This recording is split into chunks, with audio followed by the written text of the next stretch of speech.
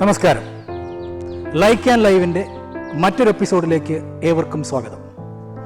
ഇന്ന് ഞാൻ നിങ്ങളുമായിട്ട് സംവദിക്കാൻ ഉദ്ദേശിക്കുന്ന ഒരു വിഷയം കുട്ടികളുടെ പഠന മികവിനെ സ്വാധീനിക്കുന്ന 10 പ്രധാന ഘടകങ്ങളെക്കുറിച്ചാണ്. നാം എല്ലാവരും നമ്മുടെ കുട്ടികളുടെ വിദ്യാഭ്യാസ പ്രവർത്തനങ്ങളും ആ വിദ്യാഭ്യാസ മികവിൻ്റെയും അവരുടെ അച്ചീവ്മെൻറ്റിൻ്റെയും കാര്യത്തിലൊക്കെ വളരെ ശ്രദ്ധയുള്ളവരാണ് നമ്മൾ പാരൻസ് എല്ലാവരും. പക്ഷേ നമ്മുടെ കുട്ടികളൊക്കെ ധാരാളം വർക്ക് ചെയ്യുന്നവരുണ്ട്, വളരെ സിസ്റ്റമാറ്റിക്കായിട്ട് വർക്ക് ചെയ്യുന്നവരുണ്ട്, ഒരുപാട് സമയമെടുത്ത് വർക്ക് ചെയ്യുന്നവരുണ്ട്. പക്ഷേ ചിലപ്പോൾ റിസൾട്ട്, അവരുടെ ആ ഒരു വർക്കും അതിൻ്റെ റിസൾട്ടും തമ്മിൽ പലപ്പോഴും നമുക്കൊരു തുല്യത അനുഭവപ്പെടാറില്ല. അപ്പോൾ നമുക്ക് പല സംശയങ്ങളുണ്ടാവും. എന്താ എൻ്റെ മോൻ അല്ലെങ്കിൽ മോൾ ഒരുപാട് സമയം വർക്ക് ചെയ്തിട്ടും നല്ല മാർക്ക് കിട്ടുന്നില്ലല്ലോ, മറ്റെന്തെങ്കിലും പ്രശ്നങ്ങളുണ്ടോ, ഇനി എന്താണ് ഇതിൻ്റെ അടിസ്ഥാന ഘടകങ്ങൾ എന്നൊക്കെ നമ്മൾ സംശയിക്കാം. അപ്പോൾ ഇവിടെ വളരെ പ്രധാനപ്പെട്ട 10 കാര്യങ്ങളുണ്ട്. അപ്പോൾ ഈ ലേണിങ്ങുമായി ബന്ധപ്പെട്ട അടിസ്ഥാനപരമായി ലേണിങ്ങിനെ സ്വാധീനിക്കുന്ന, അക്കാഡമിക്സിനെ സ്വാധീനിക്കുന്ന, അവരുടെ ബിഹേവിയറിനെ സ്വാധീനിക്കുന്ന 10 ഘടകങ്ങളാണ് നമ്മൾ ഇന്ന് ഡിസ്കസ് ചെയ്യുന്നത്. അതിൽ 2 ഭാഗങ്ങളായിട്ടാണ് ഈ വിഷയം പറയാൻ ഉദ്ദേശിക്കുന്നത്.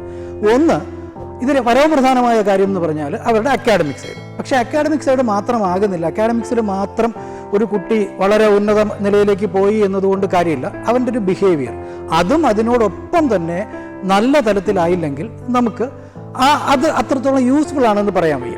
അപ്പോൾ ആദ്യം അക്കാഡമിക്കിനെ സ്വാധീനിക്കുന്ന ഘടകങ്ങൾ നമ്മൾ നോക്കുമ്പോൾ, ഒരു കുട്ടിക്ക് നല്ല രീതിയിൽ പഠനത്തിൽ മികവുണ്ടാവണമെങ്കിൽ 5 കാര്യങ്ങളുടെ ഒരു സ്റ്റേറ്റ് ഓഫ് ഇക്വിലിബ്രിയം വേണം. 5 കാര്യങ്ങൾ ഒരു തുല്യതയിലുണ്ടെങ്കിൽ മാത്രമേ അവർക്ക് പഠനത്തെ നല്ല രീതിയിൽ മുന്നോട്ട് കൊണ്ടുപോകാൻ പറ്റുള്ളൂ. ഈ 5 കാര്യങ്ങൾ എന്തൊക്കെയാണെന്ന് നമ്മൾ നോക്കിയാൽ, 1 learning aptitude, 2 learning method, 3 subject comprehension, 4 learning receptiveness, 5 language competency. ഇതിനെ പൊതുവിൽ ലേണിംഗ് ബേസസ് എന്നാണ് പറയുന്നത്. ഈ 5 കാര്യങ്ങൾ ഒരു സ്റ്റേറ്റ് ഓഫ് ഇക്വിലിബ്രിയത്തിലുണ്ടെങ്കിൽ മാത്രമേ ലേണിംഗ് നമുക്ക് ഇഫക്റ്റീവ് ആക്കാൻ പറ്റുള്ളൂ. എപ്പോഴും ലേണിംഗ് നമുക്ക് ഇഫക്റ്റീവ് ലേണിംഗ് ആണ് വേണ്ടത്. അപ്പോൾ ഇഫക്റ്റീവ് ലേണിംഗ് ഉണ്ടാവണമെങ്കിൽ പ്രധാനമായിട്ട് നമുക്കൊരു ലേണിംഗ് ആപ്റ്റിറ്റ്യൂഡ് വേണം. ലേണിംഗ് ആപ്റ്റിറ്റ്യൂഡ് പഠിക്കാനുള്ളൊരു താല്പര്യം. അപ്പോൾ ലേണിംഗ് ആപ്റ്റിറ്റ്യൂഡ് ഒരുപാട് കാര്യങ്ങളുമായിട്ടാണ് ബന്ധപ്പെട്ടിരിക്കുന്നത്. ഒന്ന്, ആ വിഷയത്തോടുള്ള ആഭിമുഖ്യം എത്രത്തോളം ഉണ്ട്, അല്ലെങ്കിൽ അവൻ്റെ ഗോൾ, ലക്ഷ്യബോധം. എല്ലാവർക്കും ഉണ്ടല്ലോ ഒരു ലക്ഷ്യം. ആ ലക്ഷ്യം എത്രത്തോളം, ആ ലക്ഷ്യത്തിൽ എത്തിച്ചേരണമെന്നുള്ള ആഗ്രഹം, ഇതിനൊക്കെ അനുസരിച്ചിട്ടായിരിക്കും ഒരാളുടെ ലേണിംഗ് ആപ്റ്റിറ്റ്യൂഡ് നിൽക്കുന്നത്. അപ്പോൾ ലേണിംഗ് ഒരാൾക്ക് ഭയങ്കരമായിട്ടുണ്ട്, ലേണിംഗ് ആപ്റ്റിറ്റ്യൂഡ് ഭയങ്കര കൂടുതലാണ്. എനിക്ക് നന്നായിട്ട് പഠിച്ച് നന്നായിട്ടാവണം, അല്ലെങ്കിൽ അതിനുവേണ്ടി നന്നായിട്ട് വർക്ക് ചെയ്യും, ഒക്കെ ചെയ്യും. പക്ഷേ ലേണിംഗ് ആപ്റ്റിറ്റ്യൂഡ് മാത്രം നന്നായി എന്നതുകൊണ്ട് റിസൾട്ട് വരില്ല. രണ്ടാമത് അതിനോടൊപ്പം വളരെ പ്രധാനമായിട്ട് വരുന്ന ഒരു കാര്യമാണ് ലേണിംഗ് മെത്തേഡ്.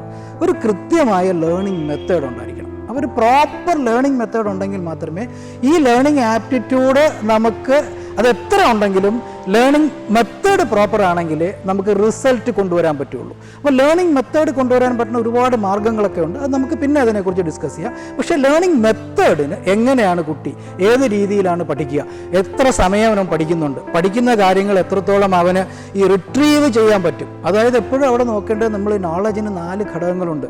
ഒന്ന്, ഇൻഫർമേഷൻ നമ്മൾ ഗ്യാദർ ചെയ്യണം. ഈ കുറേ ഇൻഫർമേഷൻ നമ്മുടെ സെൻസറി ഓർഗനിലൂടെ കിട്ടിയതുകൊണ്ട് കാര്യമില്ല. ഈ കിട്ടുന്നത് എത്രത്തോളം നമുക്ക് സബ്സ്റ്റെയിൻ ചെയ്യാൻ പറ്റുന്നുണ്ട്. സസ്റ്റെയിൻ ചെയ്തെങ്കിലേ നമുക്കത് റിട്രീവ് ചെയ്യാൻ പറ്റൂ. അപ്പോൾ ഈ നോളജിനെ നമുക്ക് നോക്കുമ്പം തന്നെ അറിവ്, പിന്നെ എന്തായി, അറിവായി, ജ്ഞാനം, വിജ്ഞാനം, പ്രജ്ഞാനം. അതായത് നോളജ് വരുമ്പോൾ ഇൻഫർമേഷൻ, നോളജ്, വിസ്ഡം, എൻലൈറ്റ്മെൻറ്റ്. ഇങ്ങനെ ഒരു 4 സ്കെയിലാണ് ഇത് പോകുന്നത് തന്നെ. അപ്പോൾ ആദ്യം നമുക്ക് ഈ നോളജ് അക്വയർ ചെയ്യണമെങ്കിൽ, അതായത് ഇൻഫർമേഷനെ നോളജ് ആക്കി മാറ്റണമെങ്കിൽ അവിടെ നമ്മുടെ സിസ്റ്റം പ്രോപ്പർ ആയിരിക്കണം. ഒരു പ്രോപ്പർ സിസ്റ്റത്തിലൂടെ നമ്മൾ ചെയ്താൽ നമ്മൾക്ക് റിസീവ് ചെയ്യണ കാര്യങ്ങൾ നമുക്ക് കൃത്യമായിട്ട് എക്സ്പ്രസ് ചെയ്യാൻ പറ്റുള്ളൂ. എക്സ്പ്രസ് ചെയ്യലാണല്ലോ നമ്മൾ എത്രത്തോളം നമ്മൾ അറിഞ്ഞ കാര്യങ്ങൾ എക്സ്പ്രസ് ചെയ്യുന്നു എന്നതിനെ അടിസ്ഥാനപ്പെടുത്തിയാണല്ലോ മാർക്കും നമ്മുടെ ക്വാളിറ്റിയും ഒക്കെ തീരുമാനിക്കപ്പെടുന്നത്. അപ്പോൾ അതിന് മെത്തേഡ് വളരെ പ്രധാനപ്പെട്ട കാര്യമാണ്. അപ്പോൾ ലേണിംഗ് മെത്തേഡ് മാത്രം ഉണ്ടായാൽ പറ്റില്ല. അടുത്ത 2-3 കാര്യങ്ങൾ ഇനിയുമുണ്ട്. ലേണിംഗ് റെസിപ്റ്റീവ്നെസ് എന്ന് പറഞ്ഞാൽ നമുക്ക് വളരെ സമാധാനത്തോടുകൂടി ഈ കാര്യങ്ങൾ, പഠിക്കുന്ന കാര്യങ്ങൾ സശ്രദ്ധം നമുക്ക് വളരെ സമാധാനത്തോടുകൂടി മനസ്സിലാക്കാൻ പറ്റിയാൽ മാത്രമേ നമുക്ക് അതിനെ ഒരു മെത്തേഡിലേക്ക് കൊണ്ടുവരാൻ പറ്റുള്ളൂ. അപ്പോൾ റെസിപ്റ്റീവിങ് കപ്പാസിറ്റി, നല്ല റെസിപ്റ്റീവ്നെസ് വേണം. റെസിപ്റ്റീവ്നെസ് ഉണ്ടാവണമെങ്കിലോ നമ്മൾ വളരെ സ്വസ്ഥതയുള്ളവരായിരിക്കണം. വളരെ സ്വസ്ഥമായ ഒരു അന്തരീക്ഷത്തിൽ നമ്മൾ പഠനം നടത്തിയാൽ നമുക്ക് ആ റെസിപ്റ്റീവ്നെസ് നമുക്ക് മെയിൻറ്റെയിൻ ചെയ്യാൻ പറ്റുള്ളൂ. ഇപ്പോൾ ശ്രദ്ധ എന്നൊക്കെ നമ്മൾ പറയുന്നത് ക്ലോസ്ലി റിലേറ്റഡ് ടു റെസിപ്റ്റീവ്നെസ്. റെസിപ്റ്റീവ്നെസ് ഉണ്ടെങ്കിലേ ശ്രദ്ധ നിൽക്കുകയുള്ളൂ അല്ലേ? പണ്ട് പറയാറില്ലേ, നിഷ്ഠാവാൻ ലഭതേ ശ്രദ്ധ, ശ്രദ്ധാവാൻ ലഭതേ ജ്ഞാനം എന്നൊക്കെ പണ്ടത്തെ ആൾക്കാർ പറയാറുണ്ട്. അപ്പോൾ ആ നിഷ്ഠയോടുകൂടി, നിഷ്ഠയുണ്ടെങ്കിൽ മാത്രമേ ഈ പറഞ്ഞുള്ളൂ ശ്രദ്ധ ഉണ്ടാവുകയുള്ളൂ. ശ്രദ്ധയുണ്ടെങ്കിൽ മാത്രമേ ജ്ഞാനം ഉണ്ടാവുകയുള്ളൂ. അപ്പോൾ അങ്ങനെ വരുമ്പോഴത്തേക്ക് ആ റെസിപ്റ്റീവ്നെസ് കപ്പാസിറ്റി നമ്മൾ കൂട്ടിയെടുക്കണം. കൂടാതെ അത് മാത്രം പോരാ, അതിനേക്കാളും പ്രധാനപ്പെട്ട മറ്റൊരു കാര്യമാണ് സബ്ജക്റ്റ് കോംപ്രിഹെൻഷൻ. നമ്മൾ കാര്യങ്ങൾ ഇങ്ങനെ കേട്ടതുകൊണ്ട് കാര്യമില്ല. ഈ കേട്ട കാര്യങ്ങൾ എത്രത്തോളം നമുക്ക് മനസ്സിലാക്കാൻ പറ്റുന്നുണ്ട്, എത്രത്തോളം നമുക്കത് മനസ്സിലായി. ഇപ്പോൾ വേറൊരു ഭാഷയിൽ ഒരാൾ നമ്മളോട് സംസാരിക്കുകയാണ്, നമ്മുടെ റെസിപ്റ്റീവ് ഉണ്ടാവും, നമ്മൾ കേട്ടുകൊണ്ടിരിക്കും, പക്ഷെ നമുക്കൊന്നും മനസ്സിലാവില്ല. ദ സെയിം പഠിക്കുന്ന ഒരു വിഷയം, ആ കുട്ടിക്ക് അതിനെക്കുറിച്ചൊരു ബേസ് ഇല്ലെങ്കിൽ, ആ കാര്യം എന്താണെന്ന് മനസ്സിലാക്കാനുള്ള ശേഷിയില്ലെങ്കിൽ കുട്ടി മണിക്കൂറുകളോളം ഈ വിഷയം കേൾക്കും, പക്ഷേ എന്തില്ല, കോംപ്രിഹെൻഷൻ ഇല്ല. ആ കുട്ടിക്ക് ആ കാര്യങ്ങൾ വ്യക്തമായിട്ട് മനസ്സിലാകുന്നില്ല. അപ്പം കേൾക്കുന്ന കാര്യങ്ങൾ വ്യക്തമായിട്ട് മനസ്സിലാക്കണമെങ്കിൽ ആ വിഷയം മനസ്സിലാക്കാനുള്ള അടിസ്ഥാന ജ്ഞാനം കുട്ടിക്ക് വേണം. അതിനെയാണ് നമ്മൾ അതിൻ്റെ ബേസ് ലൈൻ ഇവാലുവേഷൻ എന്ന് പറയും. നമ്മൾ ഓരോ കുട്ടിക്ക് ഇപ്പം ഓരോ സ്റ്റാൻഡേർഡിന്, ഫസ്റ്റ് സ്റ്റാൻഡേർഡിന് അതിൻ്റേതായ ഒരു ലെവലുണ്ട്, സെക്കൻഡ് സ്റ്റാൻഡേർഡിന് അതിൻ്റെ ലെവലുണ്ട്, തേർഡ് സ്റ്റാൻഡേർഡിന് അതിൻ്റെ ലെവലുണ്ട്. ഇതനുസരിച്ചിട്ടാണ് കരിക്കുലമൊക്കെ നമ്മൾ ഫിക്സ് ചെയ്യണതും ഈ പറഞ്ഞ ഇവാലുവേഷൻ പ്രോസസ്സ് ഫിക്സ് ചെയ്യണതൊക്കെ അതനുസരിച്ചിട്ടാണ്. എന്തിനാണെന്ന് വെച്ചാൽ ആ ഫസ്റ്റ് സ്റ്റാൻഡേർഡിൽ കുട്ടി അക്യൂർ ചെയ്തേണ്ട കാര്യങ്ങൾ അക്യൂർ ചെയ്തെങ്കിൽ സെക്കൻഡ് സ്റ്റാൻഡേർഡിലേക്ക് പോകുമ്പോൾ കുട്ടിക്ക് പഠന മികവ് ഉണ്ടാക്കാൻ പറ്റുള്ളൂ. അപ്പോൾ ആ ഒരു സ്റ്റാൻഡേർഡ് മെയിൻറ്റെയിൻ ചെയ്യണമെങ്കിൽ കുട്ടിക്ക് എന്തുണ്ടായിരിക്കണം, കോംപ്രിഹെൻഷൻ കൃത്യമായിട്ട് വേണം. അപ്പോൾ ആ സബ്ജക്റ്റ് കോംപ്രിഹെൻഷൻ മോസ്റ്റ് ഇമ്പോർട്ടൻറ്റ് പാർട്ടാണ്. ആ സബ്ജക്റ്റ് കോംപ്രിഹെൻഷൻ ഇല്ലെങ്കിൽ, എക്സ്പെഷ്യലി നമ്മളിപ്പോൾ മാത്തമാറ്റിക്സിൻ്റെ കാര്യത്തിൽ കുട്ടികൾക്ക് സബ്ജക്റ്റ് കോംപ്രിഹെൻഷൻ കുറയുമ്പോഴത്തേക്ക് വളരെ താഴേക്ക് പോകും. കാര്യം പല കുട്ടികളും മാത്സ് ഭയങ്കര ബുദ്ധിമുട്ടാണ്, ഫിസിക്സ് ബുദ്ധിമുട്ടാണ്, ഇംഗ്ലീഷ് ബുദ്ധിമുട്ടാണ്. ഇതൊക്കെ നമ്മൾ നോക്കുമ്പോൾ ഒരു ഡീപ്പായിട്ട് ഈ വിഷയത്തെ നമ്മൾ അസസ് ചെയ്യുമ്പോൾ, അനാലിസിസ് ചെയ്യുമ്പോൾ വരുന്ന ഒരു പ്രധാന വിഷയം, ഈ കുട്ടിക്ക് ആ വിഷയത്തിൻ്റെ കോംപ്രിഹെൻഷൻ കാണില്ല.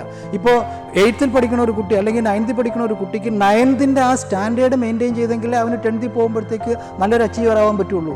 അല്ല, ആ 10th ഗ്രേഡിലേക്ക് പോകുമ്പോൾ ആ 10th ഗ്രേഡ് പ്രോപ്പറായിട്ട് കുട്ടിക്ക് മാനേജ് ചെയ്യാൻ പറ്റുള്ളൂ. അതേസമയം കുട്ടിക്ക് ഇപ്പോൾ കുട്ടി 9th പക്ഷേ കുട്ടിയുടെ മാത്തമാറ്റിക്സ് സ്റ്റാൻഡേർഡ് ചിലപ്പോൾ നിൽക്കുന്നത് 6th 7th ആയിരിക്കും.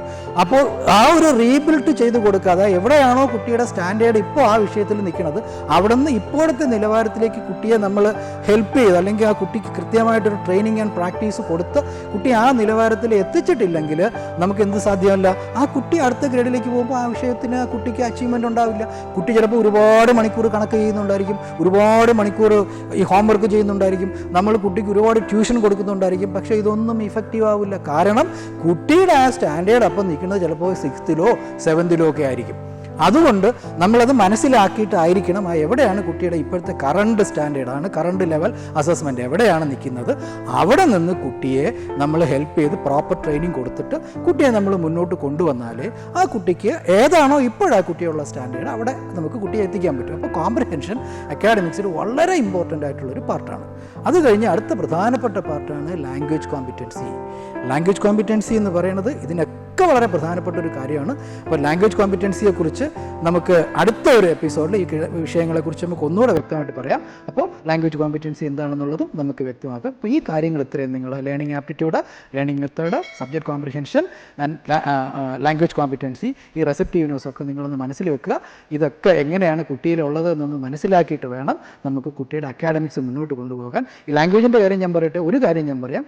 ലാംഗ്വേജിനെ സംബന്ധിച്ചോളം അത് എക്സ്പ്രസീവ് ആൻഡ് റിസെപ്റ്റീവ്, നമ്മൾ എന്തറിഞ്ഞാലും അത് പ്രകടിപ്പിക്കണമെങ്കിൽ നമുക്ക് ഭാഷ വേണം, എന്ത് മനസ്സിലാക്കണമെങ്കിലും നമുക്ക് ഭാഷ വേണം. അപ്പോൾ ഭാഷയിലുള്ള നമ്മുടെ ഒരു കോമ്പിറ്റൻസി എപ്പോഴും പഠനത്തിൻ്റെ വളരെ പ്രധാനപ്പെട്ട ഒരു കാര്യമാണ്. അപ്പോൾ ആ കോമ്പിറ്റൻസിയിലൂടെ നമ്മൾ കൂടുതൽ വളരെ സ്ട്രോങ് ആയിട്ട് നമ്മൾ ആ ഒരു കോമ്പിറ്റൻസിയും കൂടെ ഡെവലപ്പ് ചെയ്തെങ്കിൽ മാത്രമേ നമുക്ക് ഈ ഉദ്ദേശിക്കുന്ന തലത്തിൽ കുട്ടിയുടെ അക്കാഡമിക്സ് കൊണ്ടെത്തിക്കാൻ പറ്റുള്ളൂ.